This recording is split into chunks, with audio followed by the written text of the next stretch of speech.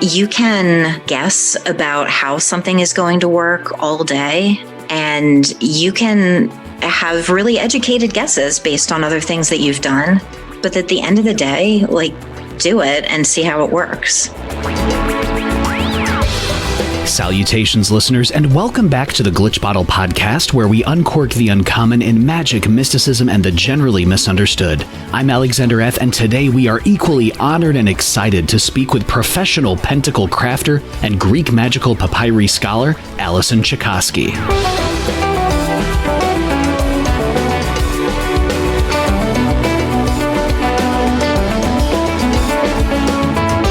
Alison is a scholar of magic, including Solomonic, and is a practitioner of the Greco-Egyptian magic of the PGM. And Alison has experience in Hermetic magic, energy work, and traditions of journeying with spirit allies. Alison is also the proprietor of PracticalOccult.com, where she crafts, engraves, and consecrates pentacles and other enchanted items drawn from her study of the ancient arts, as well as offering consultations and services. And I first heard about Alison a few years back because frankly, Alison was and is excellently ubiquitous. Everyone was talking about Alison.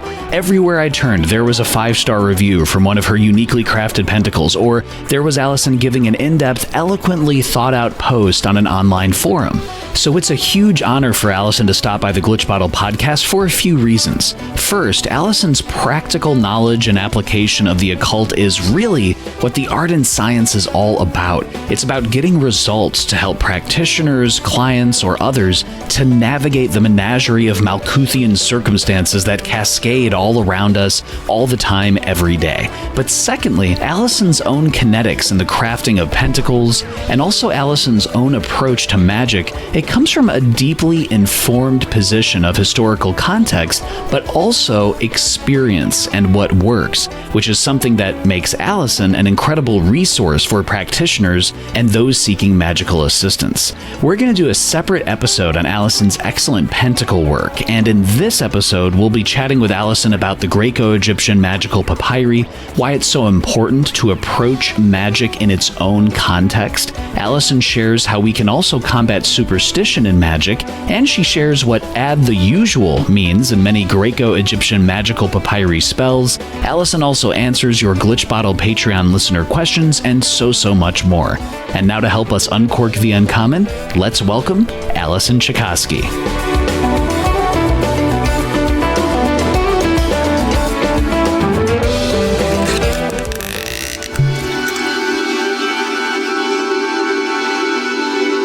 Alison Chicosky, thank you so much for coming on the Glitch Bottle Podcast today. Thank you for having me. Can you share with the listeners, before we get into the kind of PGM-centered questions, a little bit about your background? Did you grow up with a tangible experience of the paranormal? Was this kind of a gradual immersion in engagement with spirits over a period of time? Yeah, the answer to that is really both. I did grow up with paranormal experiences, but I didn't really understand them at the time. They mostly involved interactions with ghosts or local land spirits. Later, I found out that many of my relatives either have or had abilities like knowing when a close friend or family member had recently died, seeing ghosts, dreaming the future, or finding lost objects. But I didn't really know most of that when I was growing up. I kind of didn't know what was going on with the things I was seeing or experiencing. When you were having these experiences, Alison, was it then that maybe a few years later you started kind of connecting with other people who might have been experiencing this, or was this more of like an isolated process? I'm still talking to people that say things that help me contextualize things that happened years ago or things that I really don't understand. And I think that's also part of just magic in general, where there's so much of it that we really don't understand, even if it's something that we can consistently do and get results doing. And then there's also a lot of superstition involved in magic, where a book said to do something a certain way, and everyone just does it that way. And sometimes we don't know that it needs to be done that way, and maybe we don't know why. So I definitely think that there's a lot of superstition that needs to be addressed in magic. To that point, Alison, can you share about that it's okay in esotericism to say, I don't know? Because I feel like there's a lot of people, I know myself included, like when you're reading about something, you want to come off as like, okay, I have a full understanding of this topic, but it's kind of in the name occult. Things are hidden, things are veiled, and there's always this kind of present mystery. Yeah, I definitely feel that these things are more obscure than even some other professional practitioners make them out to be. And even when I ask spirits to explain something, they will kind of answer one question, but then that answer will raise 10 more questions. So I like to experiment with things. I like to make sure that they work. But at the end of the day, a lot of these things we're really just guessing about why they work. Yeah, that is such a great point. And that actually dovetails on your own personal definition of magic, Alison, because there's many different practitioners or scholars or a little bit of both who might have their own definition of magic versus theurgy versus religious rites. And especially if you're coming to this for the first time, it might seem a little bit overwhelming. So can you share with the listeners a little bit about your own personal definition of magic? Absolutely. It is very accurate to say that different people have a different understanding of the word magic. When possible, I try to use the term thaumaturgy, which implies wondrous results. And I think that's what people really want from magic. They want forces that can affect change when mundane methods are failing. People can get these results from a variety of methods, including petitioning spirits that are considered deities. I don't actually see thaumaturgy and theurgy as mutually exclusive. You want to foster those wondrous experiences via the engagement of spirits. And it's almost like where it comes from or the historical context is definitely important, but it's not the primacy of what you're going after. Would that be somewhat fair? Yes, I am definitely looking to get results for things. I don't approach magic like I would approach religion, though I know a lot of people do. Really, at the end of the day, it's about how can this make my life better? And how can it make other people's lives better? Alison, can you kind of share with the listeners a little bit about how did you first become interested in the PGM, in the Greco-Egyptian magical papyri?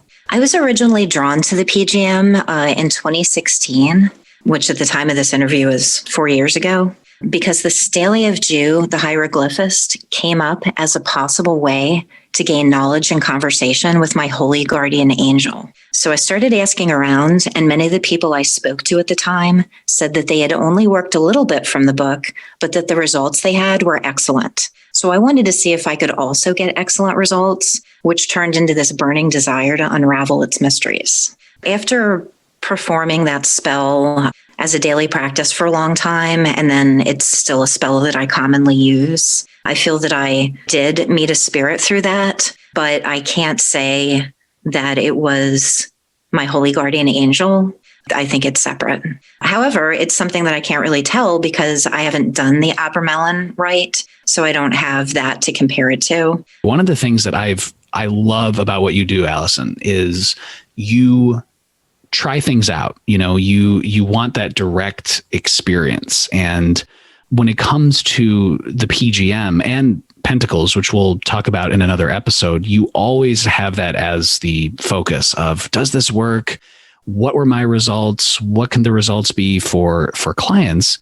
Can you share a little bit about, for the listeners who are not too familiar with the PGM, where did this come from? What are we talking about when we say the Greco-Egyptian magical papyri? What are we talking about here? Yeah, so the Greek magical papyri represents an edited collection of translations of various magical texts from Egypt in late antiquity, in the Greco-Roman era. And the age of those texts ranges from about 100 BCE to 400 CE. So that's the end of the Ptolemaic Empire, followed by Egypt as a Roman province.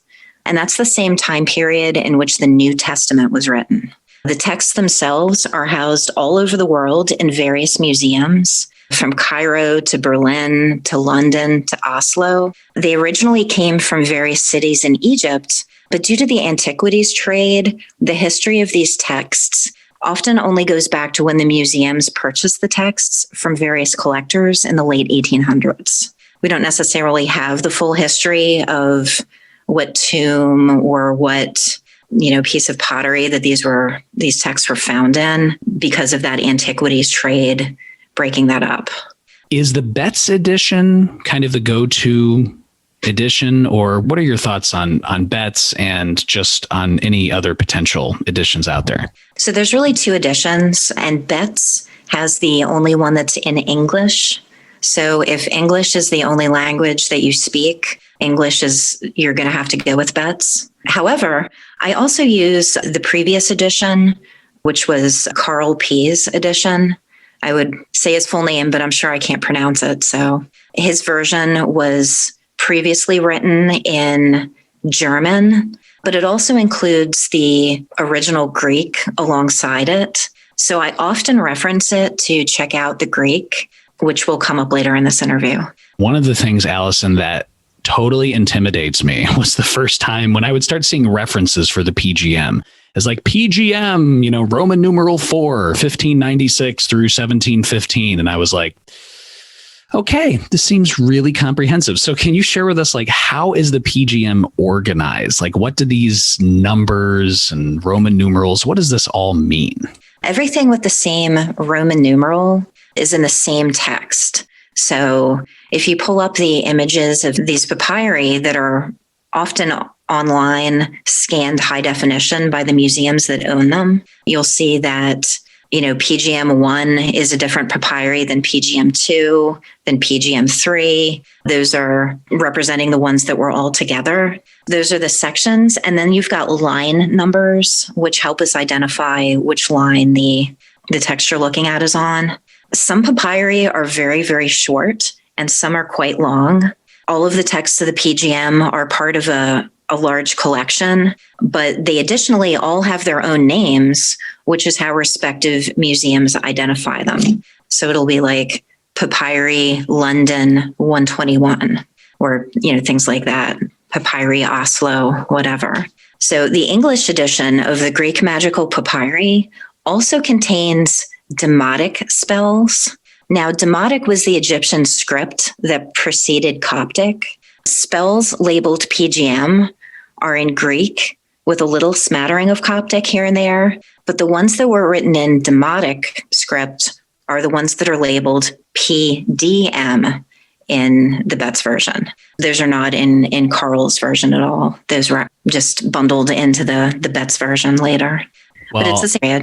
I think listeners will really appreciate, I know I do, that very lucid explanation, because it kind of detangles it a little bit, demystifies it. And this also kind of leads to, Alison, about, like you mentioned, Demotic and Coptic.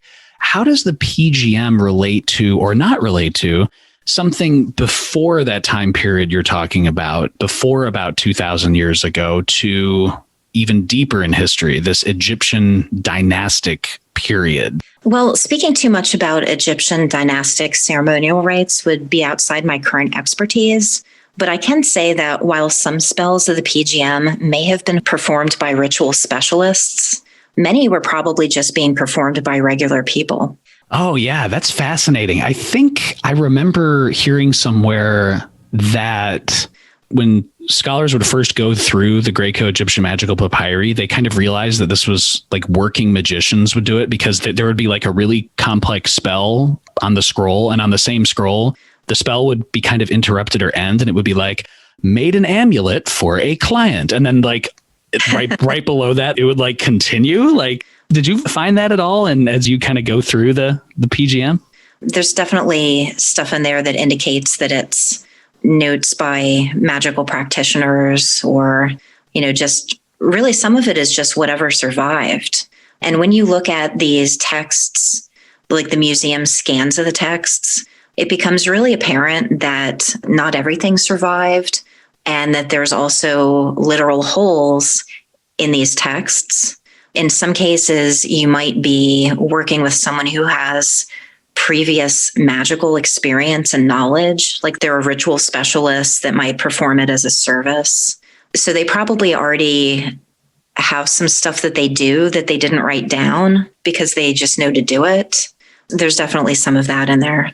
So, Alison, to that point, whether we're talking about the PGM or the PDM, obviously it's so comprehensive. There are so many different spells and incantations and procedures, like ritual procedures or operative procedures. Broadly speaking, what are the various categories of magical operations that are actually detailed in the PGM? There's a lot of stuff in there, and it's really a mixed bag. So spells range from simple folk magic to complicated rituals. The folk magic is what I would consider the type of thing that maybe a mom with a sick child would just write out a little amulet, say an invocation, and then, stick it on their child to try to help them, versus something that was complicated that might require sacrificing animals or, doing a big setup with special tools, purifying the area. Those were probably professionals doing that rather than just the average person. But within the PGM, there's spells for healing and protection. There's spells for winning chariot races, attracting business, forcefully separating people, forcefully attracting them, which generally reads as bad as a curse. There's divinatory spells that range from a simple invocation that will grant you an answer in a dream to complicated ones that summon a spirit to whom you may pose questions. And there's also spells that say that they're for all purposes, and even some spells where it's genuinely unclear what the purpose was. A nebulous or an opaque, like, what is this asking? Those are in there too. Wow. Yeah, there's a lot of spells that either because they're incomplete or just unlabeled, like I'll read them and I'll be like, I don't know what this is for. When you mentioned love spells, for example, today, whether it's, specific procedures, okay, maybe someone's working with Venus or they're going to develop, I don't know, I'm being very loose with my language here, but some kind of resonance to add to the attractiveness of the person, to attract the person that they desire. There might be some of that, but you're saying in the PGM, it's, may you bring this person to me and may they not be able to sleep or eat or anything until they're really awful. It's like, may this person burn, may they be unquiet at night, restless. They're really awful. And if I were to perform any of them, it would be as a curse, not as a so-called love spell. But these spells always say at the end, let them burn until something happens. And usually that something is until they rush to me as a lover. But I don't see any reason why that couldn't be changed to unless they do something else. There's a possibility that those could still be useful as the terrible curses they are, but I wouldn't use them in a so-called love spell. Just historically speaking, would someone like myself who's only, looked at a fraction, let's say, of all of the different PGM material that you have and that you've worked with and experimented with, would I be right in saying that the Egyptians around this time period, people living in, say, Alexandria in the year, 100 CE, when it came to magic, they were ruthlessly practical? I mean, would that be a pretty fair assessment, or is that being too harsh? I think that they definitely had a different culture than we have now in modern times. And I think that with that goes a different set of ethics and morals and things that would have been very common back then would be appalling to people today, especially, some of these spells that are talking about sacrificing lots of animals for the spell. People get very touchy to even just read that. But as we know, those were things that were very common in Greece and Rome. When talking about the PGM, and when it comes to Western practitioners understanding the PGM, you've mentioned before that you think it's important for Western practitioners to realize that the natures and correspondences of the deities of late antiquity are frequently not as many as folks would expect. Can you kind of elaborate on that? Because I just thought that was just a fascinating point. I see a lot of people approaching this historical magic with views that have been colored by everything from neo-paganism to Western lodge magic, which is okay for personal practice. But I think that by viewing things through these later glosses, you miss important nuances. As an example, it's commonly known that Thoth is an Egyptian deity associated with magic and writing, and he comes up all the time in the magic of the PGM and also in Egyptian magic. But it's less commonly known that he's considered a creator deity in other myths. So as one example, in one of the Hermopolis creation myths, Thoth, in the form of an ibis, lays the cosmic egg that holds all of creation. I think when we think of, oh, well, he's the god of writing, well, that's different than, no, he is a great creator god that in some stories laid the egg that held creation. That's a big deal. I can speak for myself. I'm sure there might be other listeners who feel this too. Like when you're first kind of going through the correspondences, you go, oh, Mercury, Raphael, Thoth, and you kind of associate all those together in your brain underneath exactly like communication abilities, dexterity, healing, health, relaying messages. But what you're saying, Alison, is that when you look at the PGM and kind of the context of these correspondences, in some cases, the circumference of that was just so much bigger in a sense than what people might initially think when it comes to like Thoth or some of the other gods. Exactly. And that's because you're dealing with so many different myths from different cities. There was a different creation myth in Heliopolis than there was in Hermopolis, than there was in Tebtunis. So there was not one standard set of beliefs that everyone in the entirety of Egypt believed. We had these little local and regional beliefs. Can you kind of elaborate on the kind of heterodox approach? Like, was this from city to city, even the theological application might be different or the magical application might be different? Like, how deep did this heterodoxy go?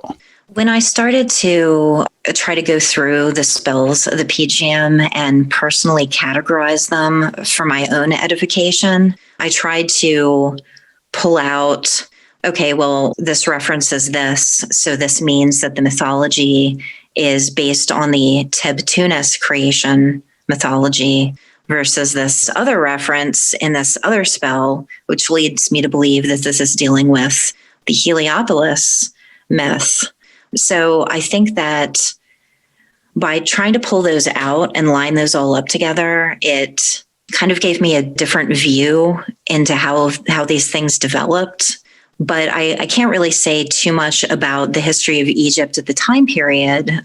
But by the time the PGM was written, the Greeks had previously moved in and established the city of Alexandria as a center of Greek culture and trade.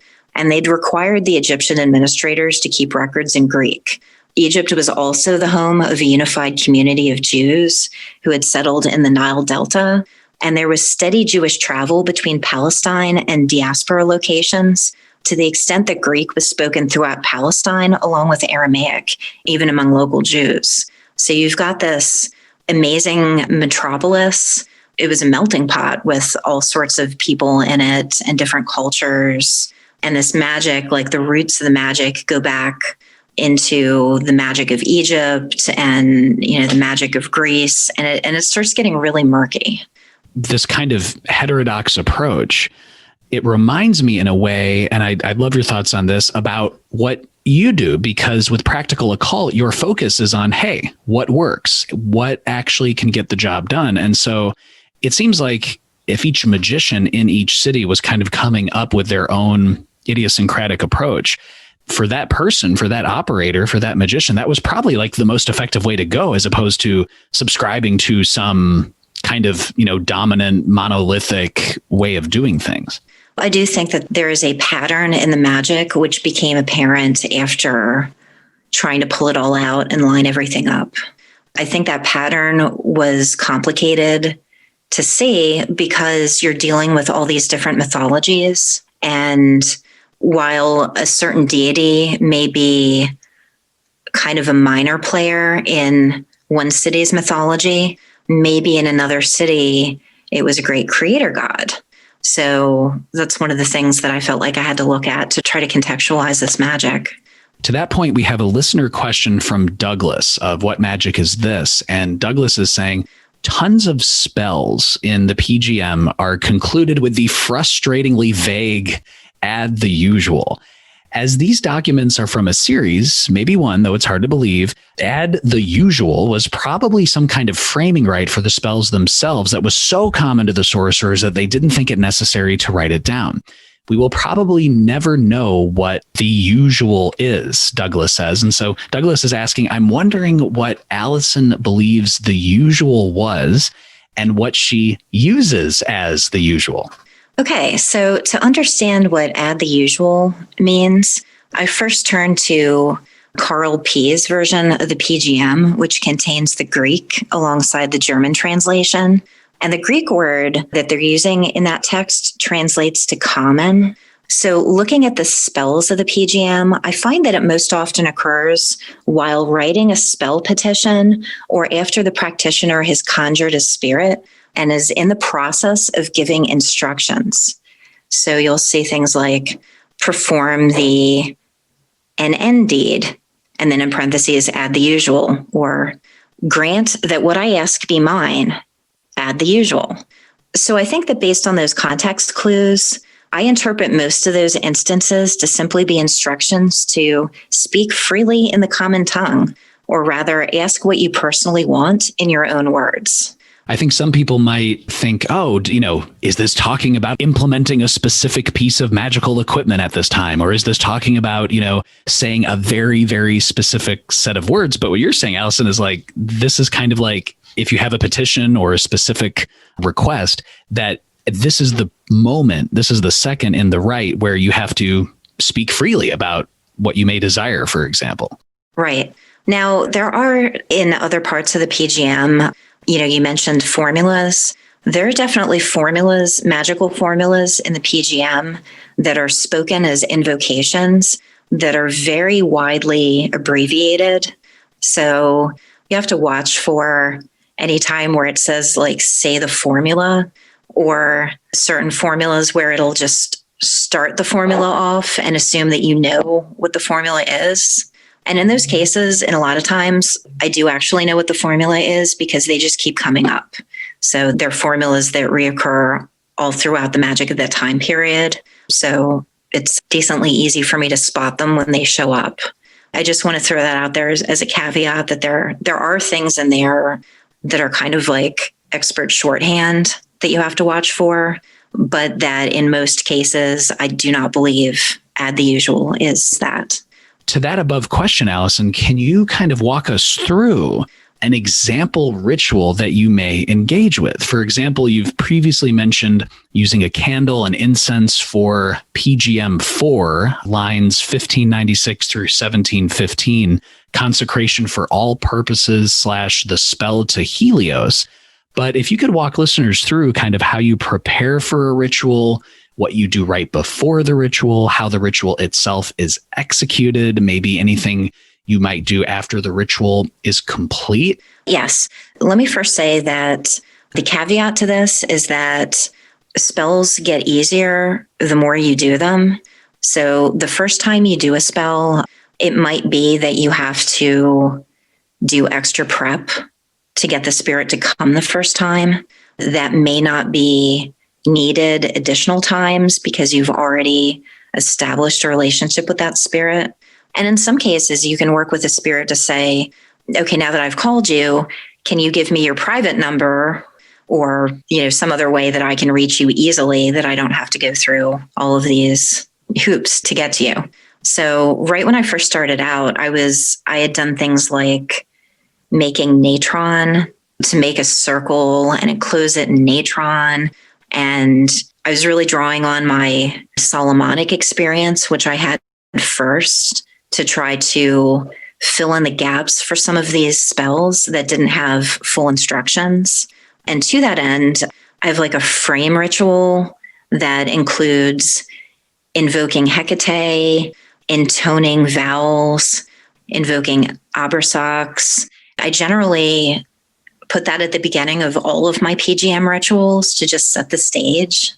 I always make sure that I'm ready to receive company. So I'm dressed, I'm showered, I look nice. I never find that I have to abstain from eating fish for 2 weeks or odd things here and there that you see in the PGM. I'll just go into the frame right. I'll go into the spell. I usually add incense and a candle to every spell, even if it doesn't mention it. And then at the end of it, I just say, thanks for coming, close it down with a little request and call it a day. This just popped into my head. Is there any particular kind of incense that you use or any kind of smell? For instance, in the PGM, I know like myrrh is very prominent. I've actually used a variety of different incenses, and I feel that unless it specifies so in the spell, it probably doesn't matter. I've used kaifi, which is a traditional Egyptian incense, a lot. I use myrrh sometimes, and I use frankincense very heavily. To your point, when you're doing a ritual, I know previous guests, Dr. Stephen Skinner have mentioned, at least in the Solomonic context, of building magical tension and kind of the difference between psychological tension and building magical tension or having an appropriate space for an engagement with spirits. When you're going through that PGM rite, is there also kind of a building via the nomina magica and via the incantations that build a kind of quote unquote magical tension? Or is it about just kind of going through the kinetics and looking for specific signs of a spiritual presence? Can you elaborate on that? Yeah, so I can't speak for other people, but at this point, these spirits are so ready and willing to come that I have been doing things like mowing my lawn on the back of a riding lawnmower, and then it starts to rain, and I will briefly stop the riding lawnmower, and I will do a PGM spell to the sky to get the spirits of the winds to halt the rain for X amount of time so I can finish my yard work.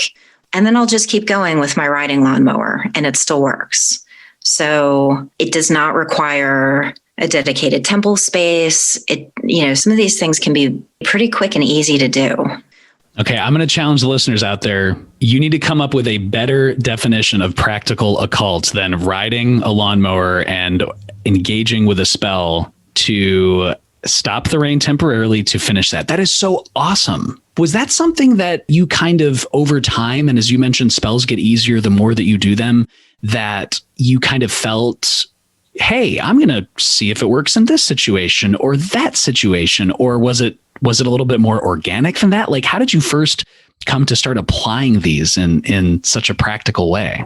Sometimes it's out of desperation. So in one example, I'd ordered this expensive dental drill, and I was using it to engrave pentacles and other magical items. This happened right after I started working with lodestones, which are magnetic. It was giving off this like magnetic dust that got into my machinery and jammed it in a way that I could not take the machinery apart to clean it. I was really dismayed because it was pretty new at the time and I really needed it. And I was looking at YouTube videos about how to take this thing apart. It was not working. I was like, wow, am I going to have to get this repaired? Am I going to have to buy another one? I wish it would just unjam so I could open it up and clean this dust out. And then in like sheer desperation, I did the formula from the Stele of Jew, which commands spirits. And I commanded the machinery to unjam, and it worked. Wow. So then I was able to take it apart and clean all the dust out. It has worked fine since. Then armed with that, this is years ago, pre-pandemic, when we were still going over to people's houses for dinner. And I had been over to a friend's house for dinner, and they regrettably informed me that their Instapot had broken and they were unable to make the dinner. There had been some electrical damage with water leaking on it, and now it was just blinking and not responding to pushing buttons. So I said, hey, let me see if I can get this to work. I went over there and commanded the Instapot to work with the formula from the Stele of Jew until it worked. So then, Wow. So I've done that twice. I have since done things like start my car with the spell and all sorts of other things. I even started a thread on it in the PGM study and practice group where I threw that out there as an experiment because I wanted to see if this was a result that only I could get for whatever reason, or if this spell really does work like that for everyone. That post has been up for over a year now and has well over 100 comments of people saying, wow, I fixed my refrigerator. I fixed my printer. I fixed, my air conditioner. I fixed my Apple Watch or whatnot. Now, I will say that it doesn't fix everything. And certainly if there's damage to something, like if you drop your phone underwater and the parts are rusted, this spell probably isn't going to help you. It works in about 75% to 80% of the time, which is really amazing. I think the answer to this might be no, but I'll just ask it. In those moments when you do command something or you are trying to apply some kind of procedure in the PGM to a very, very real immediate circumstance, do you consider astrological considerations? Do you consider astrology? Do you consider the phases of the moon? Or is it just like, hey, this PGM spell says this, I've worked with it before, here's a circumstance, I'm going to apply it, and then boom, it works? Right. If it doesn't specifically mention astrology in the spell, I usually disregard it, even to the point where there's some spells in the PGM that there's like magician notes where it will tell you the moon in this phase is good for this one thing. The moon in this sign is good for another thing. And just because it says that does not mean that applies to every spell. So I try to take everything as separate and then eventually look at them all together and say, like, is there a pattern or how does this really work? But at the end, I'm willing to just try things and then see if they work. To that point, Alison, one of the really great things that you just mentioned, which is kind of a hint at how practical and how experienced and how you try things out, is you mentioned that, hey, in my experience, these procedures have worked about 75% of the time. And that exact kind of language, and please correct me if I'm wrong, is also found in the PGM, is it not? Where, for instance, someone might have a spell or a procedure saying, tried such and such spell, worked 8 out of 10 times or worked 9 out of 10 times. Can you just kind of talk about the importance of experimenting and figuring things out? Yeah, I think that a lot of discussions about magic today are largely driven by people who haven't done the magic that they're discussing, which is okay. I mean, we all want to talk about things before we do them, but you can guess about how something is going to work all day, and you can have really educated guesses based on other things that you've done. But at the end of the day, do it and see how it works. Because even today, with things that I do professionally, I will say, oh, well, I'll test this variable, but I expect that it won't matter. And then I'll test it and it will very much matter. And I will be surprised. But that's why I like to change up single variables and see if they had an impact. I think that leads, actually, Alison, to a question from Annalise Antoinette, who is asking, for folks working in the PGM, Annalise is asking, what are we inadvertently doing wrong? Or what mistakes do you, Alison, consistently see that ideally everyone could be aware of? Or what would you like to bring to everyone's attention in terms of kind of common things that you're always seeing out there? So I don't know that anything's a mistake if the spell still works, right? There's a lot of different ways to do things and a lot of different paths that can get you to the same destination. But overall, what I see that might not be quite so accurate is that we're still viewing this ancient magic through a lens of later magic. we're trying to look at this and say, oh, well, how does this ancient Egyptian stuff relate to the Kabbalistic tree of life? Or, how does it relate to this? Or looking at things through your Western lodge magic viewpoint of it, and then trying to shoehorn things into, whichever section of the tree of life they fit in, or that sort of thing. And I think that to best understand this, sometimes we just need to put aside what we think we know and just approach it as students and practitioners and say, all right, I really don't know anything about this, but let me see what I can find out. And I think that for me personally, my initial ignorance of this subject ended up being a blessing, because instead of going through passages and saying, oh, well, this must relate to this other thing, I would say, wow, I don't know why this says it. This is very confusing to me. Let me see what else I can find.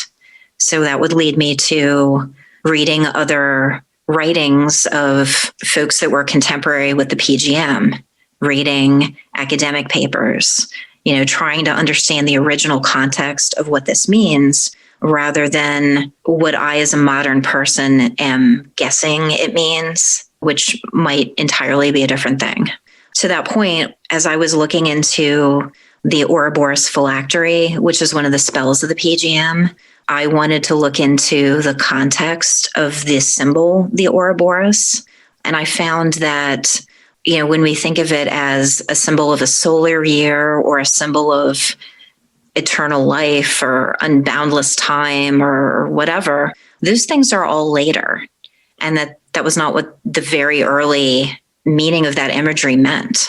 So that's the sort of thing where we as occultists like to read books and we like to study symbols, and then we maybe think that those were the same across multiple cultures, across multiple time periods, and it's not. One of the things that many listeners are familiar with is scrying, of course, and whether it's a thumbnail with oil or a crystal or an obsidian mirror or just a constellation of other things. Can you share with us a little bit about what kind of scrying techniques might be detailed in the PGM? Regards to scrying, I just lumped all my notes together under divination. There's divination by use of a bowl, which it's really interesting. It's PGM 4, 154 to 285, and it calls on different types of water to use, depending on the different types of spirits you're trying to use. So rainwater, if you're calling upon heavenly gods, use seawater if you're calling upon the gods of the earth, river water if Osiris or Serapis, or spring water if you're trying to view the dead. So I thought that was pretty cool. There's other bowl divinations that include copper vessels. So it seems like copper and bronze were really common for that. There's divination by use of dreams. There's quite a few of those, like PGM 7, 250 to 54, which is a request for a dream oracle. It's very quick and easy. It's just a little formula. You speak to what's listed as the day lamp, but I read to be any candle or candle holder or lamp that has been previously used in any ritual. And that one will basically give you a yes or no answer in your dream. There's lamp divination, where you write spells on the wick of a lamp, and then you burn the lamp and then look into the flame. There's a separate text that is not the PGM. It's called the Leiden Papyrus. That one's exciting because you're directly addressing the wick of the lamp, saying things like, "Art thou the unique great wick of the linen of Thoth?" I thought that was pretty cool. And then elsewhere in the PGM, there's another spell that addresses the wine in a cup that you're about to do a spell with. So this is awesome, Alison, because what you're saying is, and I'm thinking of the example you mentioned about the rainwater, for example, if you're looking to engage with a specific kind of spirit, is there's definitely not a one size fits all when it comes to divination or scrying, that it is very dependent on what kind of spirit you're looking at, what the procedure says, and then because of the spirit and the procedure, what kind of material you might want to use or it's prescribed to use in the specific spell. Right. And also, just because the spell calls for that doesn't mean that if one tries it, they can't make it work a different way. As I said before, like, these spells are just what worked for that particular practitioner that wrote it. So maybe I can just use tap water and scry on all of these spirits. That might be how that works out. I also think it's fun to collect river water and seawater and spring water and all that, which I have done and have in jars all over my house and then experiment with. So that is reason number 783 why you're awesome. And I think that that really does show the fidelity that you show and the kind of inquisitiveness and the practicality. And actually, I know that we had a question in here about what scrying techniques you found most effective, but Alison, based on what you just said, it sounds like whether you're using a black mirror, seawater versus some other water, a flame, a crystal ball, no matter what it is, it sounds like you're saying that all of that kind of depends on what is the operation, what is the spirit. Right. Though I will say that my current favorite PGM style scrying technique is that I was able to work with a friend in manufacturing to come up with a replica that was based on one of the Hecate triangles that was found in Roman Anatolia. I think some folks listening might be familiar with the one from Pergamon. It's like a triangular base with 3 goddesses on the sides. I took the idea of the one from Sardis and I turned that into a scrying mirror. I've had quite a lot of luck with that. You had to consecrate it as well? Oh, yeah. It's a thing that I did a ritual with to empower it. But I specifically asked Hecate to allow spirits to appear in that mirror and that they should be honest and forthright and not harm me. When you think about things like that, when that idea comes to your mind about, hey, I'm going to try this and I'm going to work with someone in manufacturing to literally make this, which I think is just awesome. Is your thought, hey, I want to try this to see if it works, or I want to try this to see if it maybe augments what I've done in the past, or hey, I have no idea what's going to happen, but let's try this. Like, is it approaching it from a kind of a practical perspective, or practical plus like a little bit of curiosity, or where does that inspiration come from? That particular triangle had been on my radar for years. And when I say that particular one, there's actually 3 of them that archaeologists have found, and they're all very similar. It's one of those things where these artifacts keep popping up on social media because my friends are nerds in a good way and like to share photos and articles about, ancient treasures. And things like these treasures were sometimes found in like the equivalent of garbage heaps, right? Like they weren't necessarily found in context. The city had moved on or been destroyed or whatever, and things had been built up around it. They're removed from whatever original context they had, and we don't have a lot of information on them. So really, we just look at them and can say, well, I think it's this, or maybe it's that. But I feel like if we can do our best to try to reproduce them, then we can maybe see how they work. My triangular base, the one that I originally based it off of, was not a scrying mirror. It had some sort of little pedestal in the center, which might have held something on it, which could have been a bowl. It could have been a statue. Really, we don't know. But I can say that, having built this thing, having made quite a number of them now and sent them to both friends to test and then eventually selling them to clients, it is a thing that works to help me communicate with the spirits more easily. Can you share, Alison, in terms of how you came up with the kind of consecratory procedure? So, for example, you mentioned saying that thou, do not cause any harm. And I know that many listeners are familiar with in the Key of Solomon and the Heptameron and elsewhere, when you're blessing the fire, for example, you say that no hurt may come to the exercisers or the spectators, or cast away every phantasm from thee, that it shall not be able to do any hurt in anything. How did you craft these consecratory invocations effectively to sanctify something before you could use it? Right. Well, sometimes the first time I do it, I'm just making it up as I go along. There is a consecration in the PGM, which is the consecration for all purposes, which refers to the different names and powers of Helios throughout the day. And sometimes I use that. But for this triangle, I just went with an invocation of Hecate that I already do.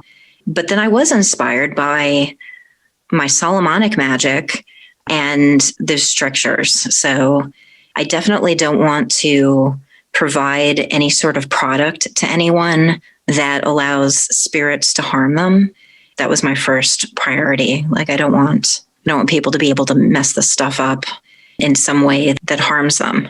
So I wanted to make sure that everything that I could do as a practitioner prevents that down the line, even if they do something maybe dangerous or ill-advised. How important is it to kind of have that element of spontaneity? Dr. Alexander Cummins and a few other guests have mentioned the importance of having this kind of verdancy of language, this kind of greenness of language, where you might be in a ritual and of course you're going to read what text is there, but have you ever been in a position where you're kind of going through something and then there is an inspiration that comes to add your own individual idiosyncratic kind of language on the ritual? Yeah, I do often just add the usual and say whatever I want during these spells. If something comes to mind, like that I should add a specific phrase to the petition, I will. I definitely think that in some cases, that sudden inspiration, especially when you're working with magic, sometimes that's not you. Sometimes that's spirits trying to nudge you.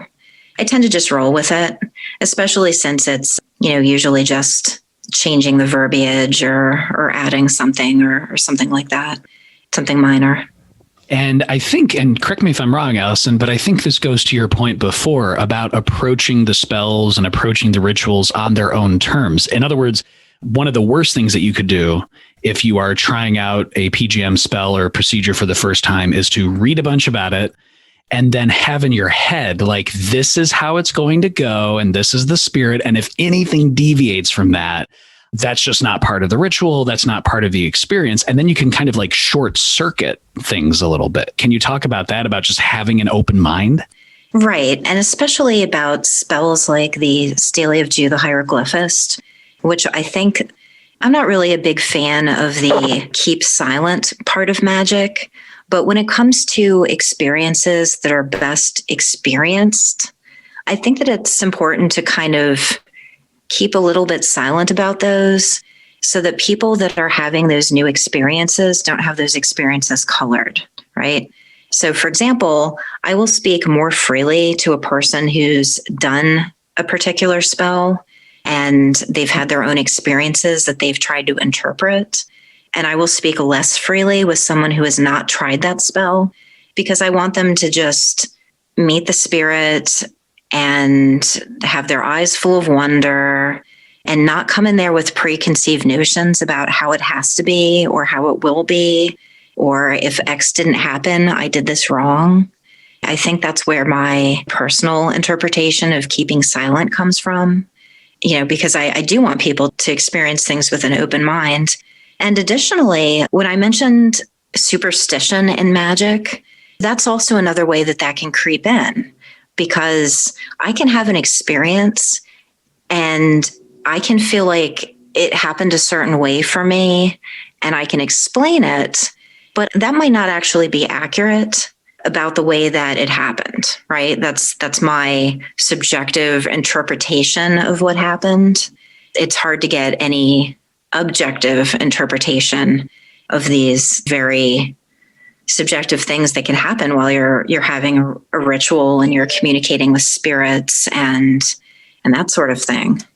Do you do anything to kind of keep those experiences recorded in a magical journal that you might go back so that, as you mentioned, you can kind of unweave or untangle or sift through, okay, this was the objective experience, or this is what I wrote down right after, versus say how I might think about it a couple days later? Or how do you record those experiences? How do you revisit that kind of information?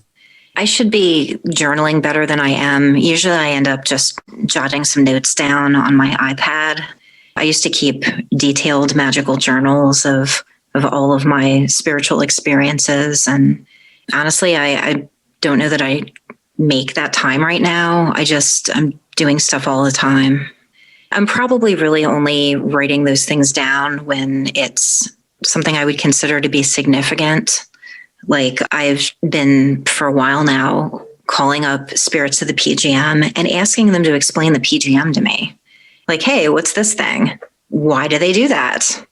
How does this work? Those are generally the type of things I tend to write down. Or when I ask a spirit, like, what do you do?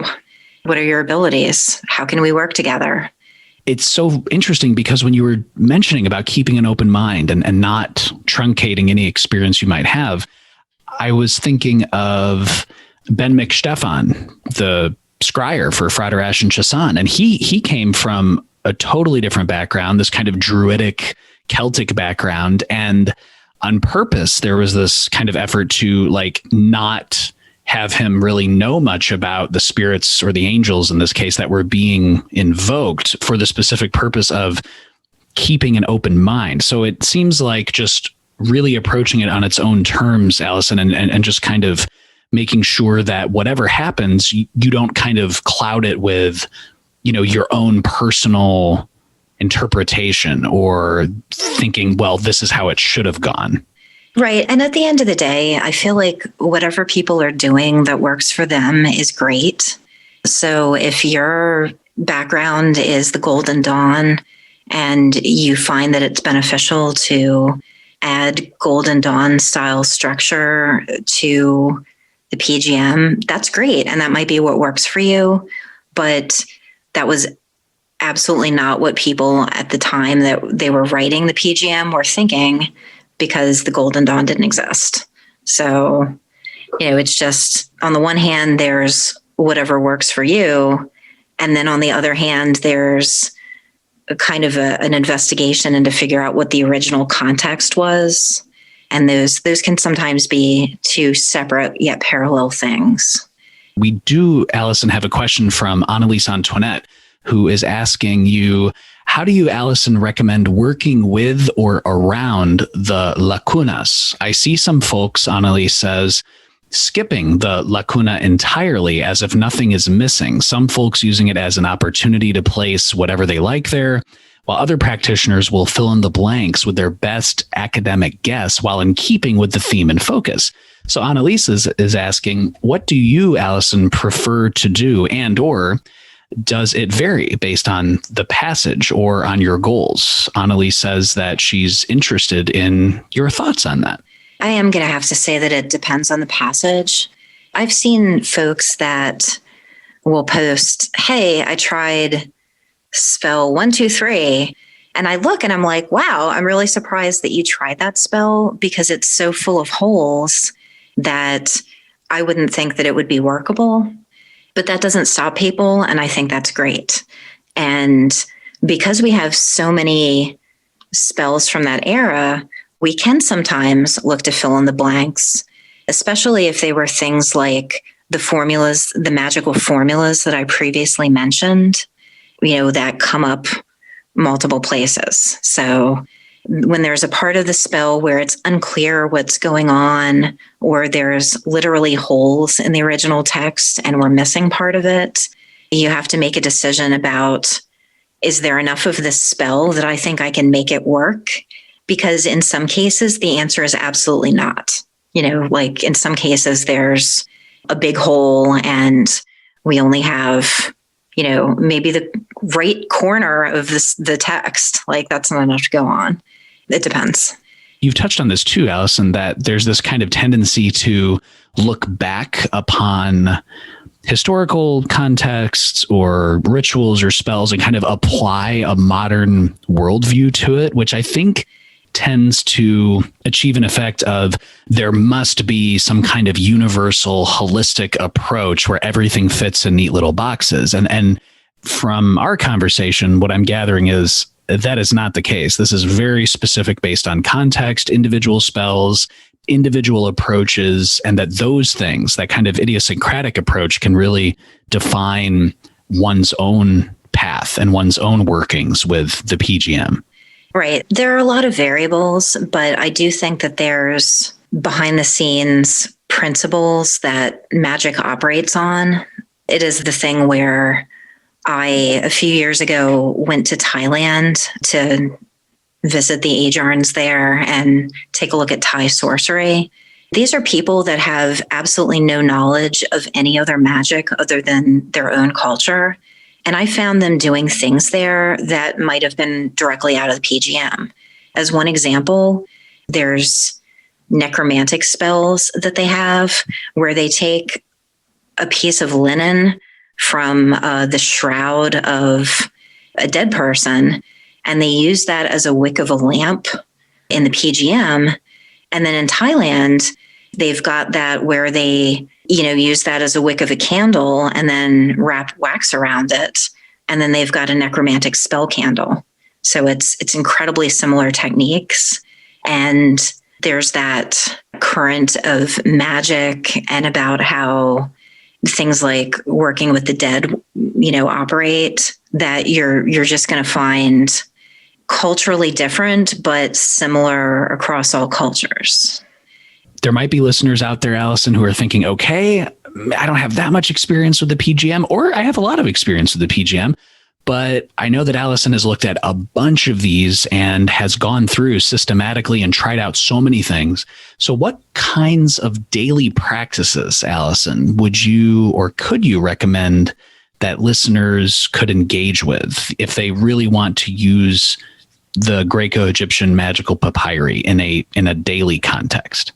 I think the answer to this question depends on what people want out of their practice.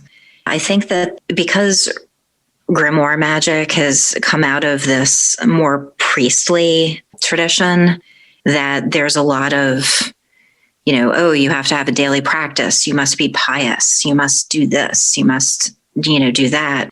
And that people try to look at this ancient magic and appreciate it in the same way. I personally did the Stele of Jew the Hieroglyphist as a daily practice for quite a while, but I don't do it anymore. I think it depends on what people are looking for. In that case, I was doing it to see what happens if I do this as a daily practice. I don't think that people should just do something because they feel like they need to do something daily. I think they should have a reason for doing it. I think, again, this kind of dovetails on your point about it is open depending on what direction people want to approach it, as long as they do it with an open mind and they really approach it on its own terms, which just seems super important. There might be a really good reason to adopt a daily practice from the PGM, but off the top of my head, I can't think of one. I will also say that in communicating with spirits that I've worked with through the PGM, sometimes they say to me things like, why do you have to overcomplicate everything? Sounds like a very human tendency to want to overcomplicate things, subconsciously or otherwise. Right. And sometimes, like I said, once I've contacted a spirit previously and we have an existing relationship, that spirit has told me, hey, you don't have to go through this whole ritual to call me. You can just call me and I'll come and I will enchant this thing for you. And in some of those cases, I still go through the whole ritual anyway, just because I'm comfortable with it and I know it works. Where can people find you, Alison? Can you share with us a little bit about Practical Occult and any other resources or information that you want listeners to know that they could check out? Yes. Well, I have a website, practicaloccult.com. I will be linking my media appearances as they come up. So, for example, this interview, the one I did with BJ Swain, the one that's pending with Jason Augustus Newcomb, there'll be links to those there.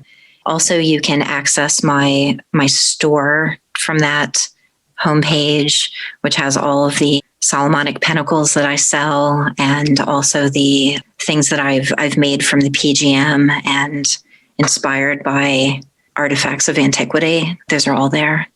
Is there anything else that, when it comes to the PGM, that we did not touch on that maybe you wanted to mention? Or is there anything else that you just like to leave listeners with when it comes to the PGM or looking at spells or practicing rituals in the PGM? Well, I'd just like to say that for folks that are on Facebook, the PGM study and practice group is a really great resource that they can join. The answer to the question that is asked is that, what does PGM stand for? If you just put Greek magical papyri, that will get you in the group. It's got a really great community of scholars and active practitioners and folks that are fluent in Greek, and just amazing, amazing folks that are crafting things, and I'm honored to be there with them. So if folks want to learn more about the PGM, come on over to the PGM study group. We'll welcome you with open arms, and we're all there learning about it together. That is awesome. And definitely, listeners, make sure to check out the video description and the podcast description for Glitch Bottle to check out Alison's work, as well as the Facebook groups as well. Alison Chicosky, scholar of magic, practitioner of the Greco-Egyptian magical papyri, the proprietor of practicaloccult.com. Alison, thank you so much just for sharing your time and your wisdom and stopping by the podcast today. Thank you so much for having me.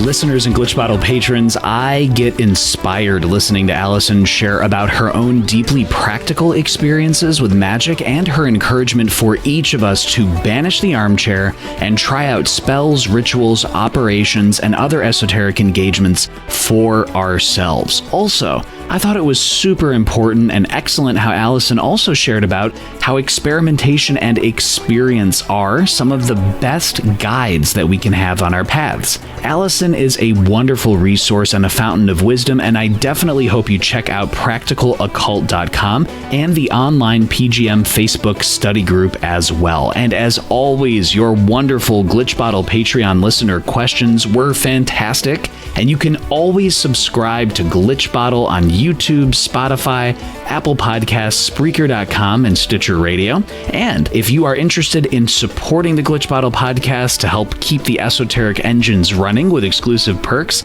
you can always check out Glitch Bottle on patreon.com/glitchbottle. As always, this is Alexander Eth reminding you to invoke often, uncork the uncommon, and keep the light.